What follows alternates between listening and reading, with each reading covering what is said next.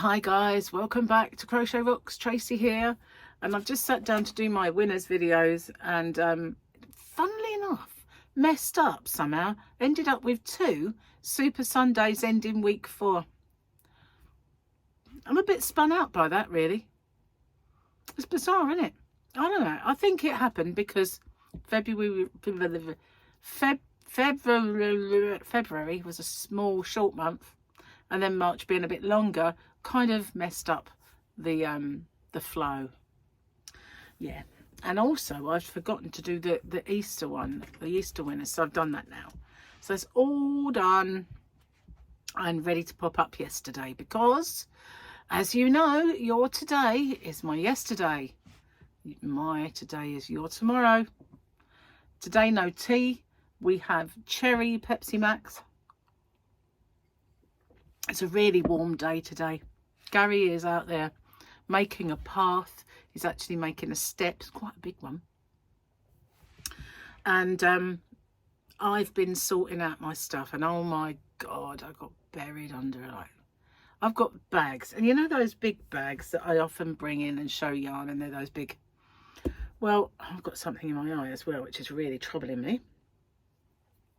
So, yeah, those bags, I have loads of them filled with odd balls of yarn that I've worked on a project and I've put it in there. And, you know, if I've done a tutorial and I've used that yarn, I put it in there. And then I've got a big bag of cotton yarns for when I do my cotton stuff, and a big bag of colours for when I do those ones, which I never find the colour I want in that box, in that bag. So I've got all those. Then I had bags with whips in, another bag with another whip, and then another bag with another whip. Bags of stuff that needs undoing. So what I decided to do is I had them all out, and those that I could, I wrapped up in plastic, and some of them would go live in the yarn van. What am I saying? Some of them are going to go live in the yarn van for a bit, and the whips are sorted out and to where I'm going to be working on them, and the cotton yarn and the other yarn is all separated now into full balls, part balls, and cotton balls. Yeah, so I've been busy, and I've been sorting out a charity bag as well, because, you know, one thing I do have an abundance of is boots and shoes. I never used to be a boots and shoes person. A handbag person, yes. I had a multitude of those, and I always had new bags, and I had so many bags I probably never used them all. In fact, I know I didn't use them all. But yeah, I was a bag freak and a watch freak back in the days. So back then, a nice expensive watch stopped me buying watches because I felt like, how can I wear that cheap watch when I have good watches? So it stopped me. But nothing really stopped me buying the bags. I'll still do it. And but I never used to be one for shoes. And they always used to say about women being bags and shoes, bags and shoes. Me, I had like 2 pairs of trainers. That's sneakers to you guys across the pond, and maybe a pair of boots like Uggs or something, and I didn't even have them for all the time. So yeah, that was it. And maybe a pair of kind of, they call them sliders now, you know, slip-ons that for summer or whatever. But that was it. That's all I had. And gradually I started to get more and more and more and more trainers, loads of them. In fact, I've got tons of them, and I've got some that were from Fabletics, and they were the most uncomfortable things that I ever had the misfortune to buy. Yeah, I think I gave those to charity a long while ago. People wore them and loved them. I don't know how. Horrible things. But I've got a few Skechers, and I've got, Gary bought me those Air N7, is it N70, N20? I don't know what number it is. Not very good with numbers. But I've got a black pair and a white pair, and they're like gloves for your feet. And I've got 20 million pairs of boots. I've got sparkly ones, I've got plain ones, I've got thigh-high ones, I've got knee-high ones, I've got Uggs. I've got so many boots and shoes now. Well, not shoes. I don't possess any shoes. Not a pair of shoes. It's boots or slippers and sliders. That's it. Trainers. But shoes, not one pair. I can't get them on my feet. I can't walk in them. My feet don't like it anymore. They've spread, I guess, because all I've worn are boots and Uggs and, you know.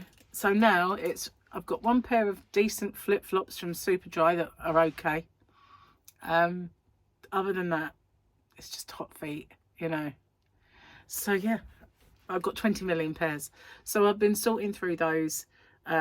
Not all of them. I was just tidying up. And what I come across that I didn't want anymore, I put in the bag. I have 1, 2, 3, 4, 5, 6, 7, 8, 9, maybe more drawers to sort through. I've got 3, 6, 9. I've got loads of drawers and under the bed drawers and everywhere to sort through and maybe get rid of stuff I don't want anymore. I have a yarn van full of stuff from my old house that hasn't seen the light of day since I lived here.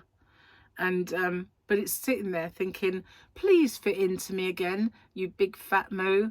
Lose that weight. We're here waiting for you. That's what they're saying to me every day. And I'm trying, very trying. But it's, you know, not the fastest process in the world for me these days. But, you know, and obviously, Gary said, why don't you throw it out? You'll want new clothes when you get down to a smaller size. And I thought, yeah, but not that many. You know, some of them are really good and I want to keep them.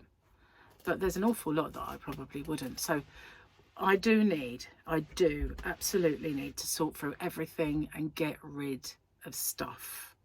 Got so much stuff. And then there wouldn't be so many bags cluttering up my house. You know, it wouldn't. It'll be away, you know. And I've got all these things I've just been sorting out, things like craft things that haven't got home. So at the moment they're in a big boots box, a Moda in Pele.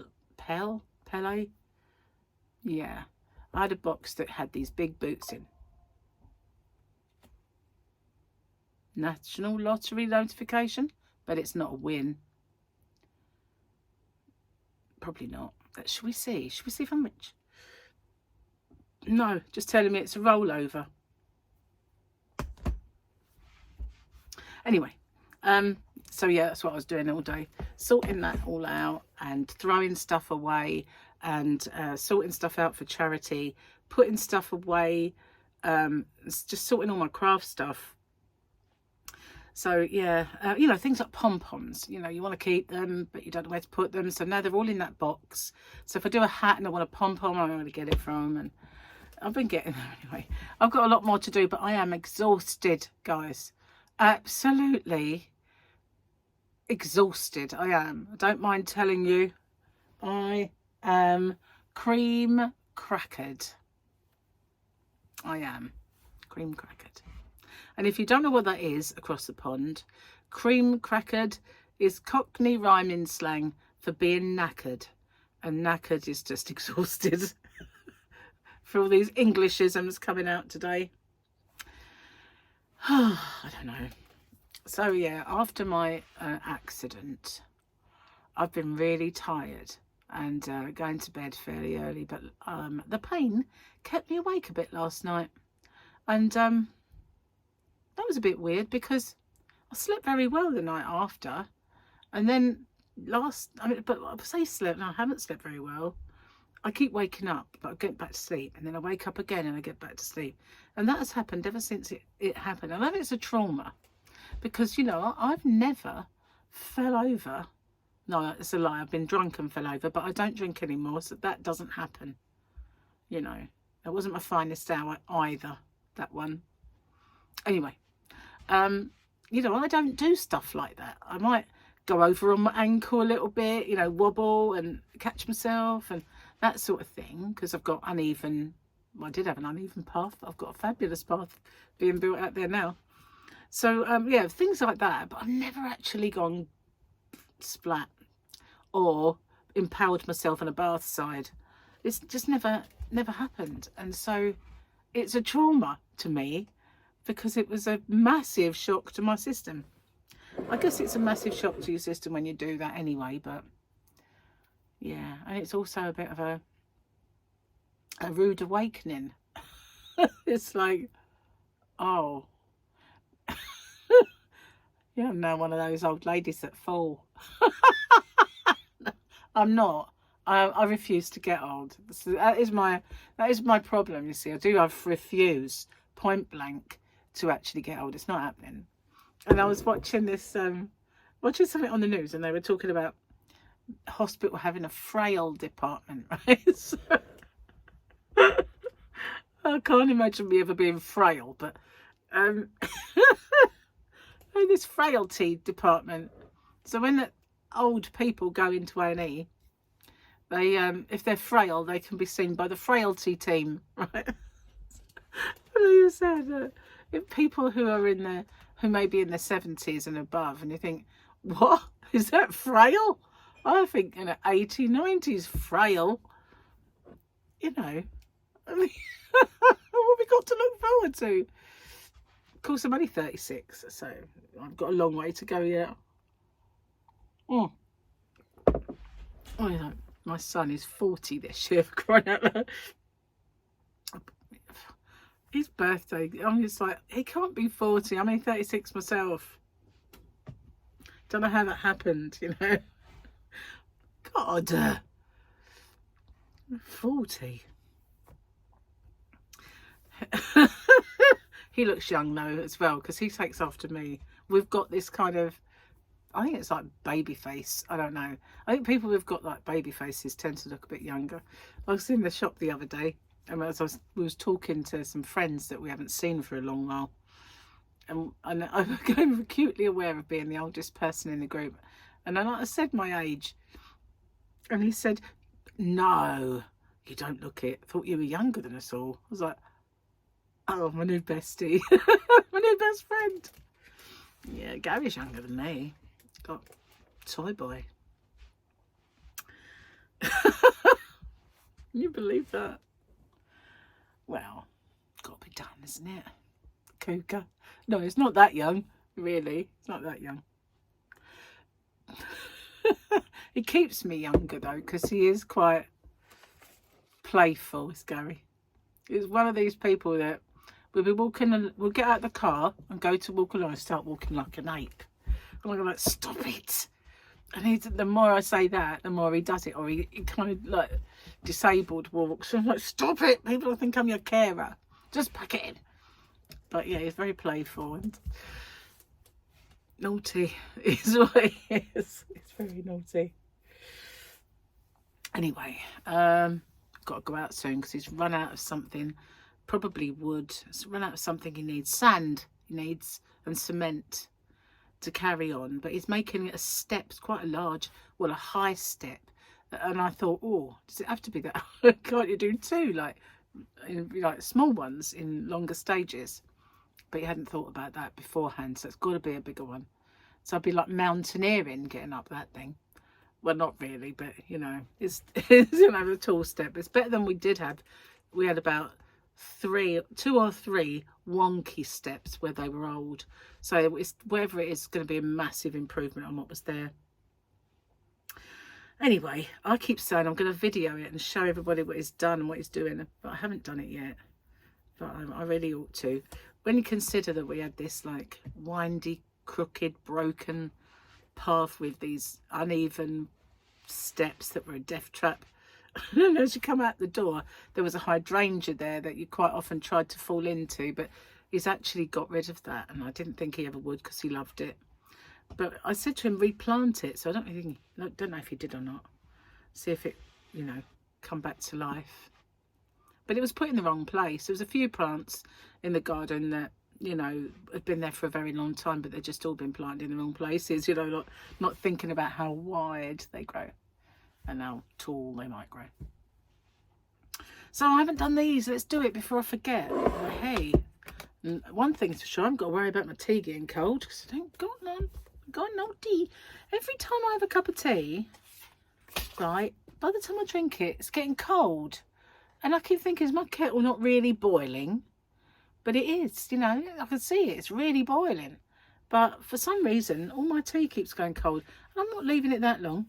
Anyway, it's ill-becoming for an old broad to sing about how bad she wants it. But occasionally we do.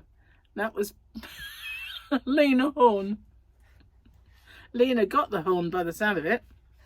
Old age doesn't stop men from chasing women. It's just they can't remember why. Jenny D'Souza. The only ones who don't notice when your hair starts greying, your face is sagging and your waistline's disappearing are grandchildren and the family dog. That was Grandma Jan. Now I've reached my 60s, I'm going to apply for a home help, said Charlie. What? I replied. You mean you want someone to clean and cook for you? No, Charlie said. I want someone to help me home from the pub at night. Mike Knowles. Maybe I shouldn't do so many, or we're going to run out. But we like it. And yesterday's one's still the same one, and it's a bit on the what on earth is that kind of vibe. What is that? Don't know. Yeah, don't know. I've got a feeling that's where the battle was. They were coming out of there, and yeah, they were fighting there for something. Maybe it was in Arsoka, otherwise known as Wet Bum. Wet Bum. Right, well, Gary wants to go out, and I'm just so done in. I take myself some paracetamols, see if I can stop the back from aching where I've been stretching, bending and stooping and carrying. And at least my shoulder is a bit better. I still feel it, but I can put things away in the cupboard now. But every now and then it just goes, ow, you know, that sort of thing. But, well, not every now and then. Every time it does hurt. And I might wince as I do something. But I can do it. The weirdest thing is, I mean, the bruise at the top of my thigh and groin and other area is absolutely black. It's very, very, that's obviously where I hit, and that's hurt a lot, and it's totally and utterly black. Going down my thigh, so just above the knee up to, you know, your body, I have like a big bruise that's this big, but it's kind of patchy and it's not dark. It's just like bruise, but they're kind of bluish. But boy, does it hurt. And you know, you've got all these bruises that are worse and they don't actually hurt, but that really does hurt. And I keep leaning, because that's where my you know, when you sit down and you put your hands in your lap, that's where my hand always touches, or you know, where I rest it. And every now and then I put my hand on it and it's like, oh, it really, I don't know why, because it's the lightest of all the bruises. You would think it wouldn't hurt as much as the rest, but no, that's the worst bit, which is weird, totally weird.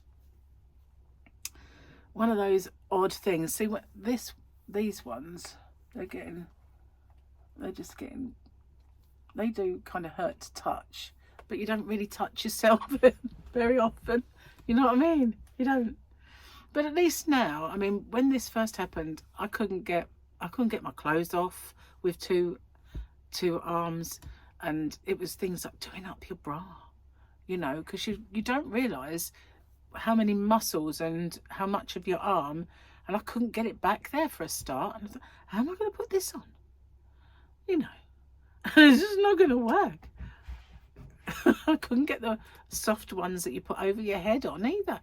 So, getting better. Anyway, that's good. So, I've got to be more careful, that's for sure. Anyway, is there anything I've got to tell you? Not really. I filmed a couple of squares, but I can't upload them. I've uploaded 2 of them, right and left-handed. But really, it was the one that I should have uploaded last that I've actually managed to upload, because that's going to be the week after's one. So, yeah, honestly, it's taken hours. And if we now upload, when we try to watch something, because Gary and I are watching 1,000 Blows. I don't know if you've heard about it or you know of it, but 1,000 Blows is really good, and it's set kind of I guess, Victorian England. I don't know what the year is. I didn't really pay attention at the beginning to what year it was, but we've got kind of black Jamaicans actually, who have come over because they believe that, you know, the streets are paved with gold basically, and they come over to have a better life. And when they arrive, they're in the wrong part of London, and very quickly they are sort of ushered to the East End, where there's bare fist boxing and a gang of criminals called the Elephants. They're females, by the way. So the head, or the queen of that particular little tribe of thieves, was in The Crown. She played Princess Anne, and the boxer is Stephen something or other. I can never remember his last name. Brilliant actor. But it's also got, who hasn't, has he appeared in it yet? There's someone else. Oh yeah, the guy who played Ronald Biggs. He's the ring announcer in the illegal boxing. So there's a few well-known faces in it, although his face is obscured by his big bushy facial hair, but I could tell it was him. So it's actually quite good. It takes a little while to get into the story and what's going on, but it is pretty good. And so we've been watching that. We sat down to watch it yesterday, and it started, and then you got the Wheel of Doom, and then it started up again, and you got the Wheel of Doom, and this went on, and then when you're like, oh, forget this, just forget it. I have to watch something that's already recorded in the planner, or something that's actually on TV, because it used to be that I could upload videos, watch TV, do anything, but now if it's uploading, it's forget about it.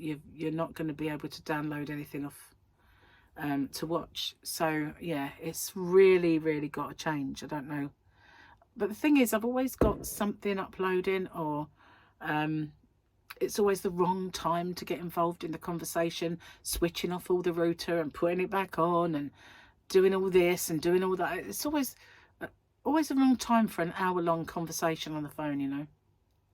But I have got to do it because it is stressing us out. Can you tell how stressed I am? I'm not really that stressed, but you know what I mean. It is annoying. And I'm paying through the nose for this service. You know, I could get £24 per month. Sky will give me the same speeds as BT, who are charging me 70 it's gone up to now. Obviously there's a line rental involved in that, but it's a criminal act is what it is, and I'm under contract until June. But it might be kind of advisable to cut my losses and just say, okay, bye, I'll pay it, and go over to Sky. I'll give them the chance, and I'll kind of see if we can't just get them to sort it out. But I can't be bothered with the conversation right now. I've got to have it though. It's one I've got to have. It's always one of those long drawn out things, you know. Nothing's ever simple when you phone up anybody anymore. Who did we phone the other day? Phoned Sky, and yeah, it was India, and it was a very difficult conversation. Was it Sky? I had this really weird thing where I was talking to him about the mobile phones and getting I was talking to him about the bill, because Gary's bill had gone up. Did I tell you this already? Can't remember. I know I told somebody, but yeah, Gary's bill had gone up. So I got on the phone to them, and we were talking about it, and he was saying if there was anything that he could do to reduce the bill, but every single thing that we'd subscribed to was already discounted. So I said, well, we've got multi-room, you can get rid of that because it's never worked. So they said, okay, we'll send you a Jiffy bag or box so that you can send that back. Once we've received that back, we'll take that off the bill. So I said, okay. And he said, does anybody in the house want broadband? And I think when I spoke to him before, and they must have made a note of it, because he brought it up. So I said, well, yes, I do, but you know, that's not what we're really on the phone for at the moment. And so he said, well, I can get you that instead of the £27, I can get it for you for £24. And what I'll do is I'll get in touch with BT and I'll end that contract for you. And then I went, no, you won't. You won't. And he was kind of talking as if I'd agreed, you know. And I went, stop, just stop. No, I might do that when I'm out of contract, but right this minute, I'm not going to be doing that. All I'm interested in is how you can save Gary's money on this bill. And it honestly, just the hard sell. It reminded me of when I had the misfortune to be with the 3 network, and I tried to end my contract and get a pack code so I could keep my number. And the reason I was getting rid of them was because they'd gone over from using. I'm on the video, Gary. Say hello. Hello, Gary. Say hello. I think he must have no. Are you going to say hello? I didn't know you was doing video. You know, same me. Oh, well, just pop in. Really dirty. Oh, well, Gary's dirty, guys. Hello. How you doing? All right? He can't answer. What? He can't answer. Oh, you are dirty, aren't you? Oh, yeah. Well, they might say hello. You probably will. Okay. Bath. Oh, you are? Okay. Shut the door then. Where was I? Oh, yeah. They'd gone over from using the O2 network to using 3. No, Orange. They are 3. They were using the Orange network, and I couldn't get Orange where I live at the time, and because I'd previously had an Orange pay as you go. This is going back, so I knew it was awful. So once my contract was up, I said, that's it, I want to leave. And this guy kept me on the phone for so long, it completely drained my battery. And all he was trying to do was make me stay. And his name was Andrean. I'll never forget him. In the end, I walked into a 3 shop and I said to her, it's tearing my hair out, this guy. He just won't let me leave. And I explained to her. She took the phone off me and she said, I'm going to pass you back to the customer, but if you do anything other than giving her a pack code so she can leave and closing her account, I will report you. And so she said, are you aware? Are you understanding what I'm saying? You know, just end her contract and give her a pack code or I will report you. And he said, yes. So she gave me the phone. And straight away we said, what I can do is this and this. And I went, oh, like that. And she said, that's it. Leave it with me and we'll do it. And because she charged my phone up for me because I had no charge left. But it was just ridiculous. And this guy reminded me so much of him. The way it was hard sell. And then all of a sudden, there was this raucous round of applause in the background and cheering. And I heard one of them say, we got the broadband, right? And they were all clapping because one of them had signed up somebody for the broadband. And it was like like a party atmosphere, you know. We got one, yay! And then the guy that was talking to me, you could see he was distracted, you know. He was sort of giggling at somebody. And then this other guy come over and he said something in a different language, like, oh, and then went. And I couldn't believe what I was hearing. It was Sky. You know, it's not exactly professional or businesslike or what you're used to when you ring Sky. And because normally you ring Sky and you go through to an English call centre, but this was something else completely. And it reminded me of when you watch those programmes about the scam call centres where, you know, they're keeping a tally and they're doing all that really fast, and you've seen them on TV. And that's what that looked like. And that's what it was. It just reminded me of that, you know. But it was the way they cheered and they were all clapping. And someone said, we got the broadband. And I was like, whoa, hang on. Bizarre. So when I told somebody about it, they said, report it. I wouldn't have that. I'd report it. So I think it might have been Michael said that. You need to report that. And I said, yeah, perhaps I will, but I've never known anything like it. Absolutely crazy. Anyway, I just wish they wouldn't do this, all these businesses. You know, when you ring up, you want to speak to somebody in your country that can help you that you trust to actually do the job. That's what you need, isn't it? Oh, it makes my blood boil, really. It's, you know, it's not a racist thing. You know, nothing to do with that. But it's not customer service, is it?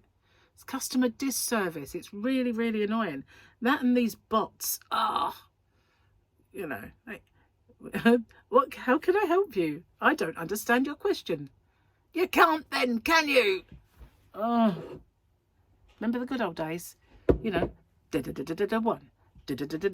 4, beep, beep, beep. Oh, they're engaged. I'll ring back later. Wasn't that simple?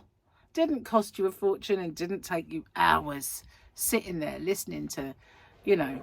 The worst one is when there's something wrong with your internet and you ring up and they say, you know, we can answer many of your queries if you go to www. I wish I could go to www. You know. Anyway, I'm moaning again. Do we have to call this Have a Moan with Tracy? Have a Moan with Tracy. I think that would be a good title for it, really. It's precious little yarn going on around it. Actually, I've got a little bit of hand dyed yarn in here, and I've sent off. This is the only one left of my German yarns, but I do have a bag full of hand dyed yarns over there, and in amongst them I did a yarn quest, and I got this yarn from the little grey girl, and it's beautiful yarn, but to be honest with you, I did cake it up. It's got a bit of a fuzz, a bit of a flyaway fuzz. I'm not sure my hands are going to cope with working with that. That was my cotton fell on the floor. I'm not sure my hands are going to cope with it. So when I do my next inside track, I'm going to start doing some of those hand dyeds as well, because as with the best will in the world, I'm not good with wool. I think the grey girl one I chose because it was alpaca and silk. Is it merino? I don't know. I should still have the label inside it. But when I did my last swatch video that had wool in it, my hands went to pieces. They really did. They were but you know, it's awful. So anyway, I'm going to get off and upload this video while Gary's in the bath. And then no doubt we're going to pop to the shops. I will see you guys on the next one. Take care. And, well, sorry, I've been a bit of a moaner lately. Do you know what? I reckon it's the pain. I blame the pain. It's making me crabby, crotchety old moo. I'll see you on the next one. Bye for now.